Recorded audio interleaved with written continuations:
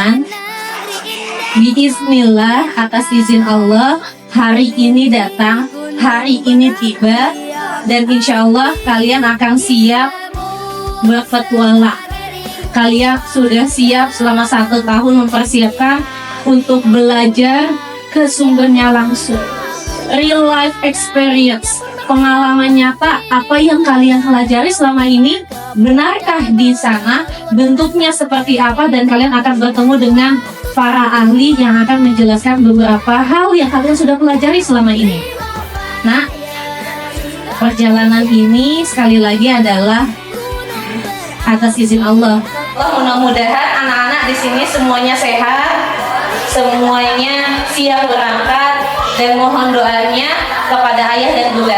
Ya, mohon doanya kepada ayah dan bunda untuk semoga Allah sehatkan perjalanan, Allah mudahkan, Allah lancarkan, karena perjalanan ini adalah perjalanan belajar, perjalanan yang insya Allah pintu-pintu surga akan dibuka. Dan insya Allah ketika perjalanan selama kalian berzikir menyebut nama Allah, maka para malaikat itu juga akan menjaga.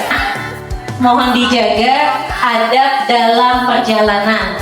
Kita melakukan safar, dan insya Allah selama perjalanan itu adalah waktu untuk dikabulkannya doa. Banyak berdoa. Kharajat fi talabil ilmi fa huwa fi sabilillahi hatta yarji'. Barang siapa berangkat keluar rumah menuntut ilmu, maka dia berada di jalan Allah sampai kembali. Insyaallah kalian berada di fisabilillah sampai kembali. Dan kita hanya menginginkan dalam perjalanan ini tidaklah bertambah kecuali ketakwaan, keimanan, ilmu, dan pengalaman. Organic legacy.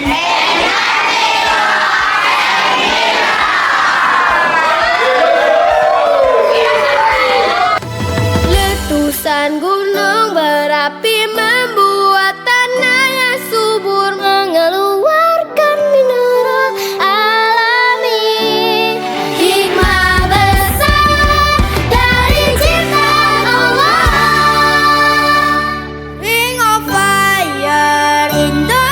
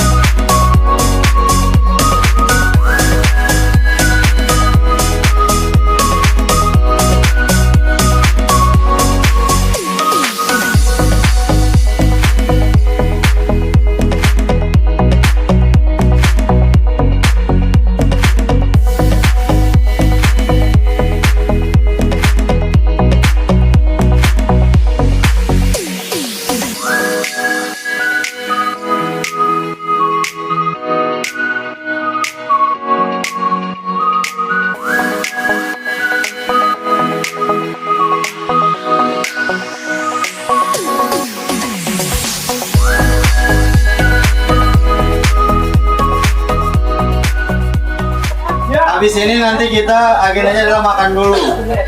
Makan. Untuk makan nanti ada di pendopo sebelah sana. Nah, ketika makan dijaga kerapian dan kebersihannya. Sampai ke dalam taruh cere dan depek, keluarkan alat sholatnya. Nanti kita sholatnya mau di sini, di pendopo ini.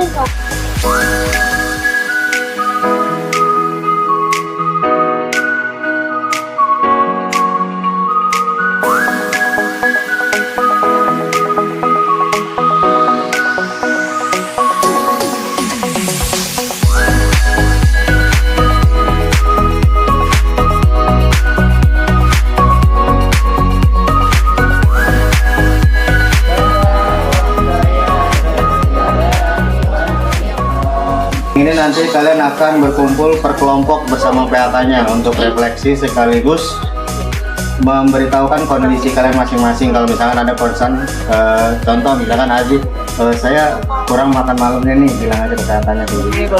Walaupun nanti bakal ditambahnya besok pagi pas sarapan. Ketiga, teman-teman harus banyak minum, banyak minum.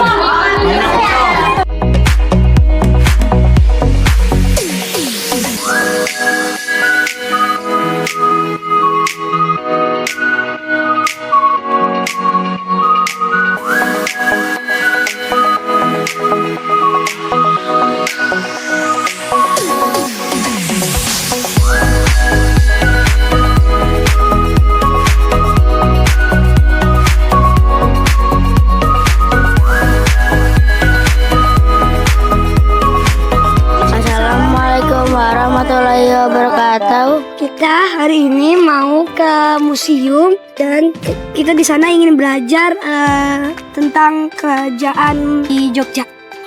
Betul, itu kita mau ke lava bantal itu buat belajar bagaimana terjadi lava.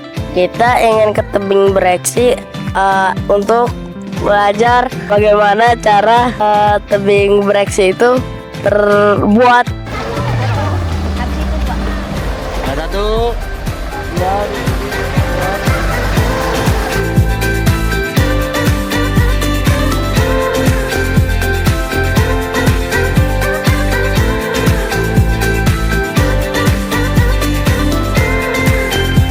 kita akan menyusuri trotoar sebelah kiri sana sampai nanti ke Museum Tonobudoyo.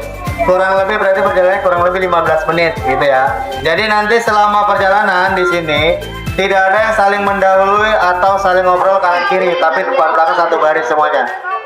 Oke?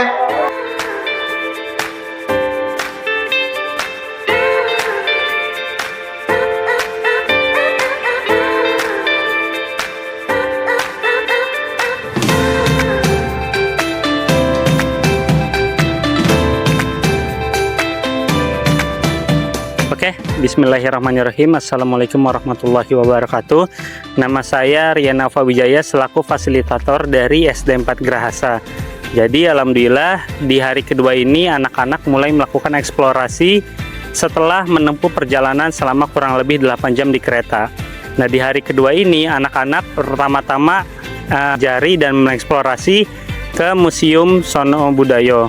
Nah, di situ anak-anak mempelajari tentang sejarah-sejarah dari kota Yogyakarta. Terlebih khusus, anak-anak juga mempelajari pembelajaran di project based learning pertama, yaitu Kerajaan Mataram Islam. Yuk, kita akan lihat lagi. Patungnya di sini sudah lebih bagus ya teman-teman ya wujudnya ya.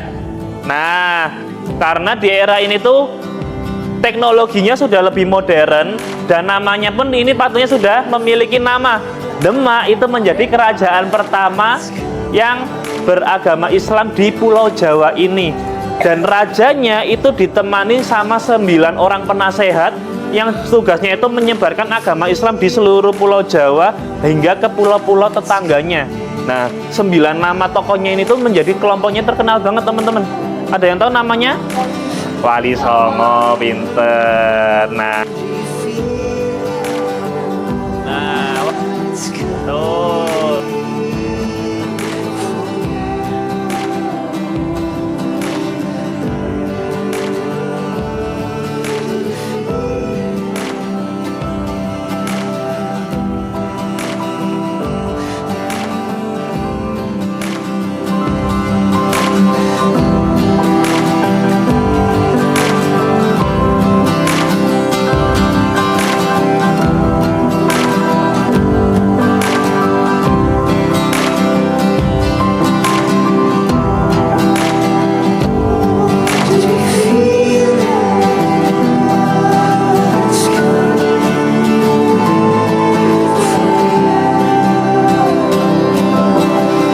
adalah namanya itu wayang Sultan Agung, teman-teman.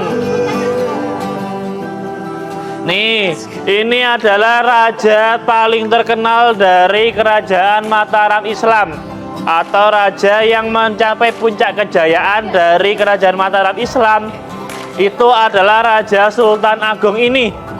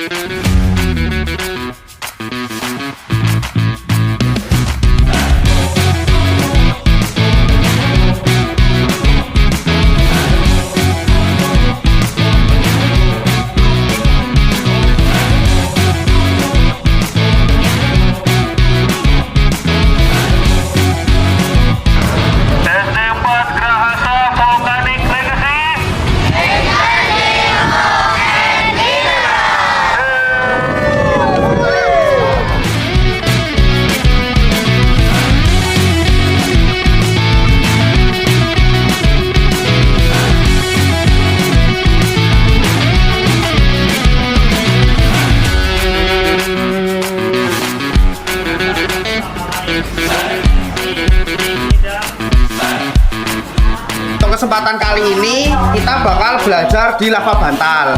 Seperti yang sudah disebutkan oleh Kak fasilitator tadi, lava bantal itu adalah produk letusan gunung api berupa lava yang Kalau misalnya senjata dasar, batu-batuan itu dibaginya jadi batu beku atau batu igneous, batu sedimentasi atau sedimen, sama metamorfik atau enggak batu metamorf. Oke, tepuk tangan. Siang harinya anak-anak melanjutkan kegiatan pembelajaran yang mana lokasi pembelajaran anak-anak ini merupakan hasil dari produk Gunung Api Purba, yaitu ada di Lava Bantal dan di Tebing Breksi. Nah, di Lava Bantal sendiri, di sini anak-anak mempelajari bahwa dari hasil letusan yang keluar lavanya itu, setelah bertemu dengan air, lavanya mengering dan jadilah lava bantal. Begitupun juga di Tebing Breksi, yang mana itu merupakan endapan dari abu vulkanik dari letusan Gunung Api Purba, yaitu Gunung Semilir.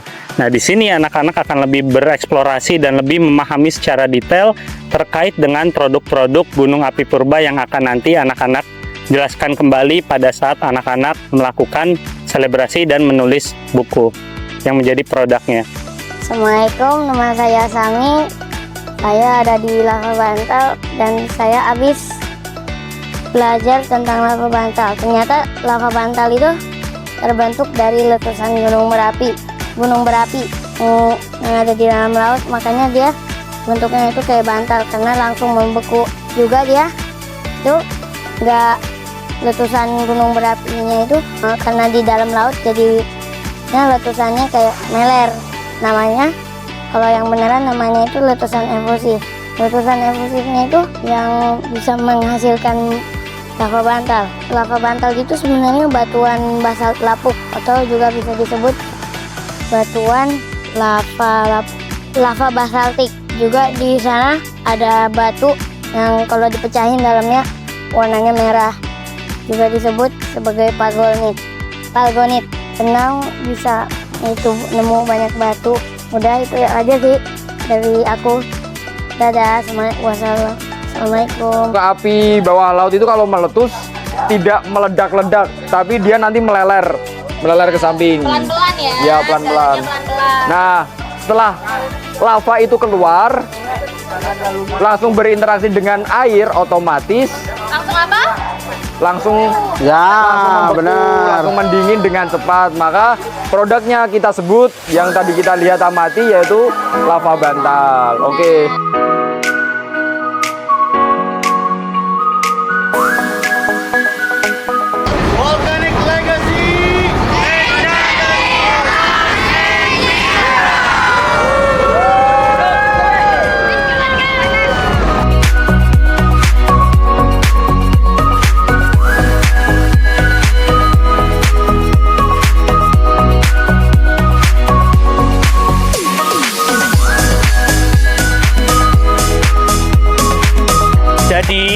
tebing breksi yang di depan kalian ini adalah produk dari Gunung Api Purba Semilir. Yang spesialnya yaitu produk erupsi, yang mana menurut para ahli itu merupakan super eruption. Namanya super pasti besar banget ya. Berarti dulu letusannya itu sangat besar, sampai-sampai materialnya itu hampir ada di seluruh kota Jogja.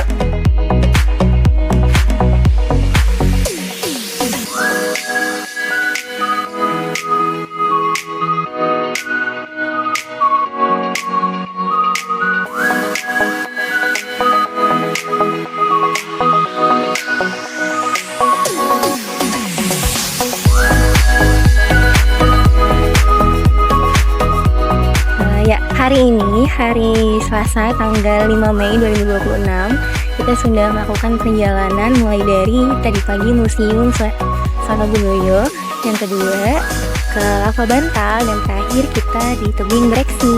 Volcanic Legacy, Enchanting Rocks and Mineral. Sampai ketemu di hari ketiga, keempat, kelima. Benar ya. Seterusnya.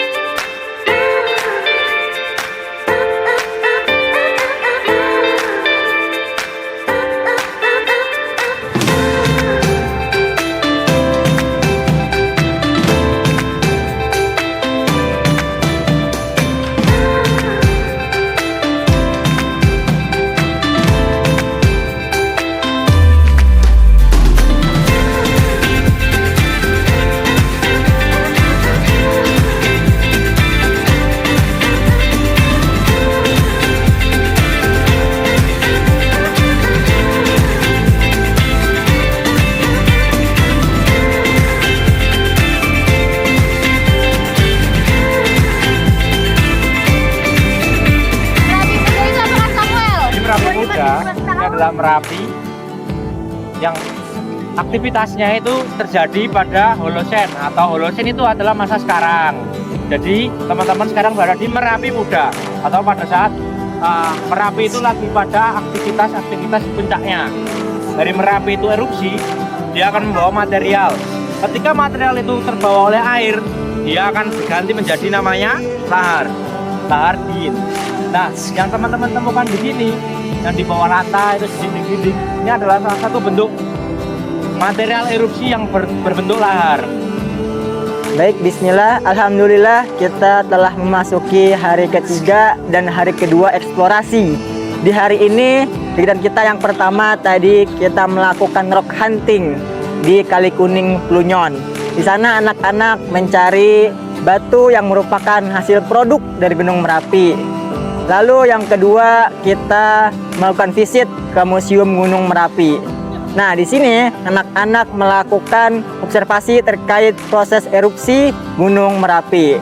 Anak-anak pada hari ini sangat senang karena dapat belajar dari sumbernya langsung dan melihat langsung proses erupsi yang terjadi. Terima kasih.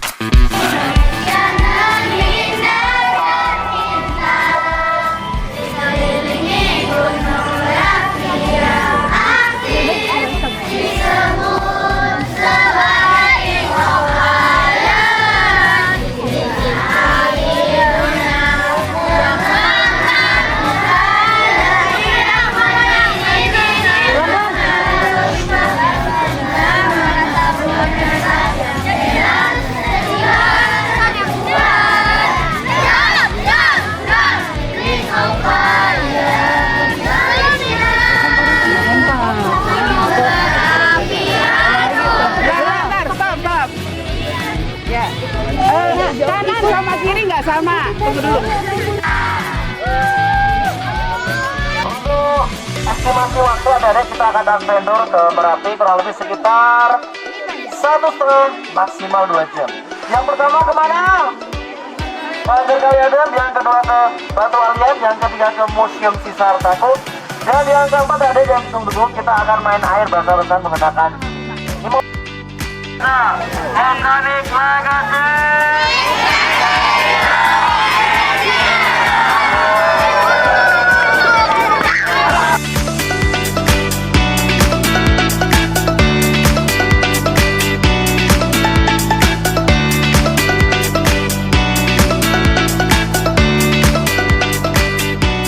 Bismillahirrahmanirrahim. Alhamdulillah hari ini anak-anak SD 4 Grahasa sudah selesai melaksanakan kegiatan di hari keempat. Di pagi hari dimulai dengan lavatur. Pertama anak-anak datang ke Bangker Kali Adem. Alhamdulillah rezeki anak-anak bisa melihat secara jelas Gunung Merapi. Kemudian setelah itu anak-anak datang ke Batu Alien.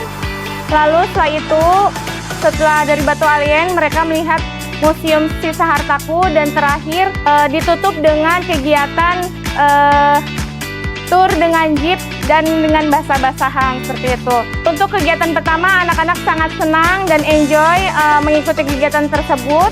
Setelah selesai kami lanjut berkegiatan di Bakpia Juara 1. Anak-anak belajar membuat bagaimana cara membuat bakpia, lalu berkeliling melihat proses pembuatan bakpia, dan diakhiri dengan belanja oleh-oleh untuk keluarga di rumah gitu. Alhamdulillah untuk hari ini dan sampai saat ini anak-anak masih semangat, masih sehat dan masih ceria. Apalagi sudah kangen dengan keluarganya, dan saat ini sudah mau berangkat pulang ke Jakarta gitu.